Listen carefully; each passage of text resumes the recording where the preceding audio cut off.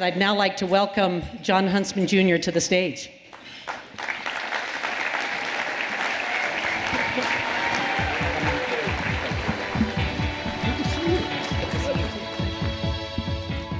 Love that music. So I have dispensed with the titles as well. Yeah, forget that. And we've only got 10 minutes, so we're going to go through this pretty quickly. And I want to just start out just by asking you a personal question that helps us get some insight into you, Jon. And your father was an iconic figure in our state, and he meant a lot to a lot of us in the audience. And I thought I'd just give you 1 minute to, or second, however long you want to take, to reflect upon your father and how he's influenced your public service. Well, thank you for asking about that, Natalie. And first of all, I miss him a lot. The last conversation I had with him was from Moscow, knowing that he was going to pass quickly, and knowing full well that there were people listening on the line, as there are when you make a call from Moscow as a U.S. ambassador. And so it was a tricky conversation. I promised him I'd get back before he passed, and I made it all the way back 10 minutes from his home, and I got a call from my brother saying that he had passed on. I miss him because I miss his irreverence. I miss his counterintuitive approach to conventional wisdom. He always went against the marketplace. So if he were here today looking at me, he would say, why wouldn't you want to run for governor? Why wouldn't you want to be in the arena? Why wouldn't you want to try to find solutions to help people and to help a great state going forward? So I miss the advice, and I hope that I've got enough of the crazy, counterintuitive, against the grain of the conventional wisdom marketplace coursing through my body to carry on that proud tradition. But thank you for mentioning him. Yeah, you bet. So we are in the arena tonight. Tom Carter mentioned that we're going to focus on solutions. We want to hear your one big idea for air quality. Well, let's start with what a governor does. I know something about that. You know, aside from bringing talent together, like Amanda Smith, who I introduced to state government, and others who were outstanding, a governor is an aggregator of talent. You bring people in because people are policy. And then you've got to create a vision, because the people elect you and they expect you to look around the bend to anticipate risk for the state and for our people. And when you look at risk, growth is both a great opportunity and a great challenge. And wrapped up in growth, when you double the state's population by 2050, will be 6 million people, is air quality. Why? Because it impacts our quality of life, it impacts our health, and it impacts our economic vitality, because people have a choice in terms of where they live.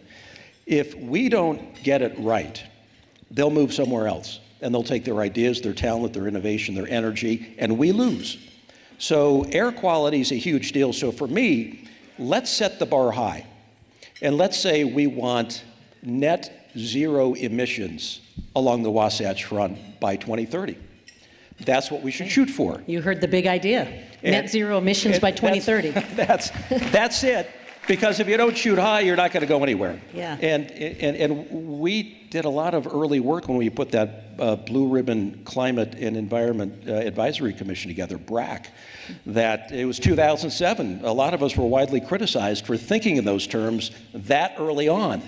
But you look at the 200 recommendations that came out of that were distilled by you into 55 solutions and turned into 7 strategies that are now part of your brilliant paper.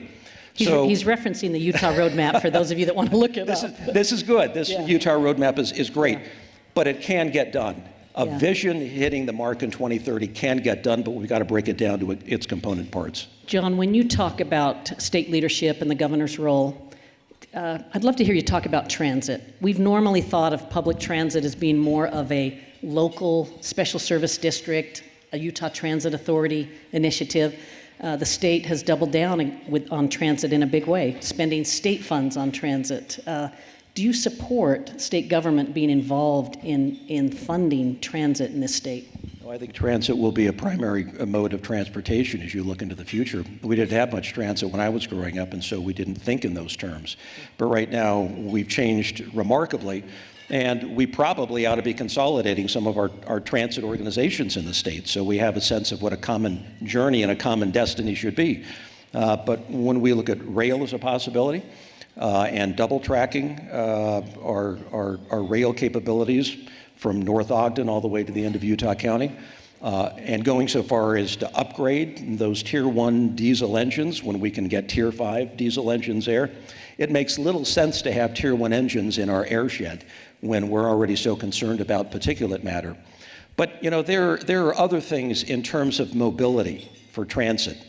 So I served for many years on the board of Ford Motor Company, which interestingly enough will be coming out with an electric F-150 in about 2 years. So you talk about a game changer. When you start getting the F-150s electrified and Ford Mustangs electrified, that's a huge deal. But in terms of mobility, and this borders on transit as well, closed loop transportation options within metro areas, Ogden, Salt Lake, Provo, where you have autonomous vehicles, EV vehicles that run on closed loop circuitry. So I'm talking about things that maybe are new concepts to a lot of people, but so were a lot of things that we're talking about today 20 years ago.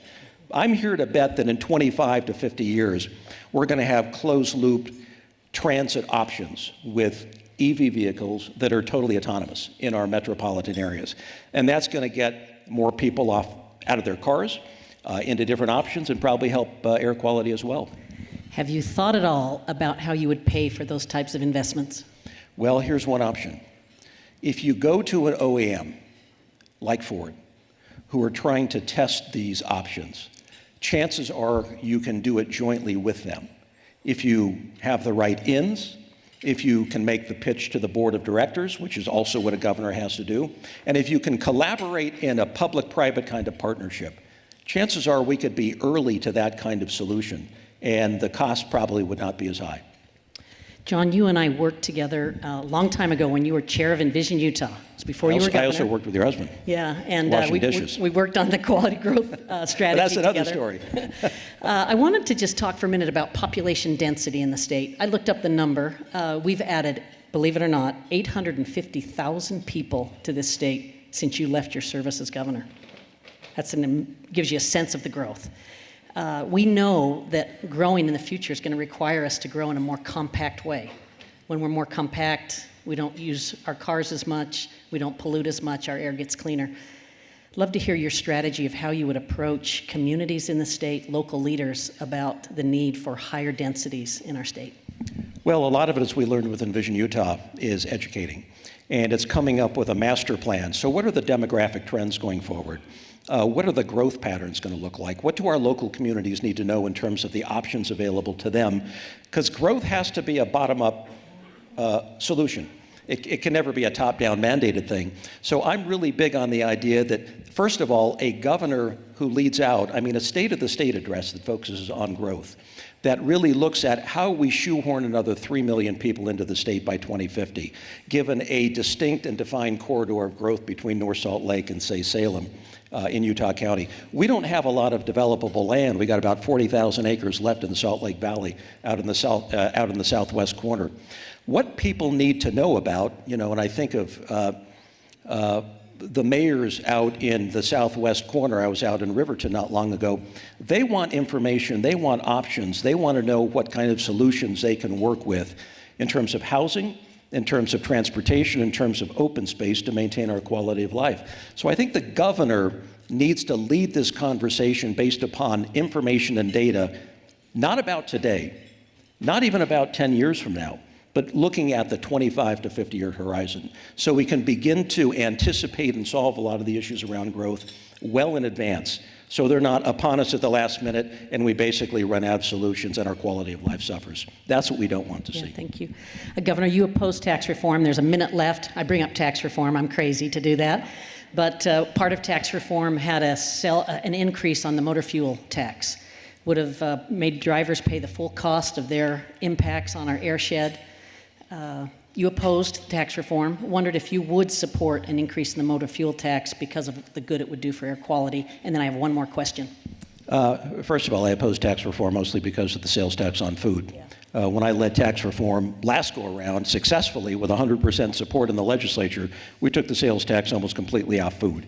And I didn't like the idea that it went back up. So the people spoke. Yeah. So what we're, so the motor fuels tax, fancy way of saying a gas tax, so that increases maybe 1% per year versus construction costs for transportation increasing 7% per year.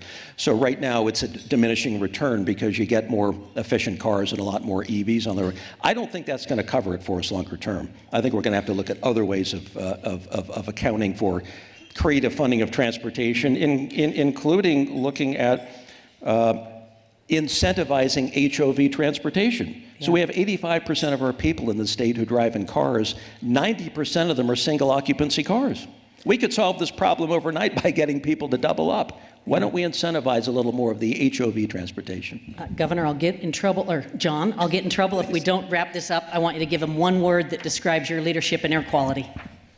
Vision. That's the only thing you need to think about is vision. Great to be with you. Thank you so very much. Ladies and gentlemen, Jon Huntsman. It's a pleasure. Thank you. Thank you.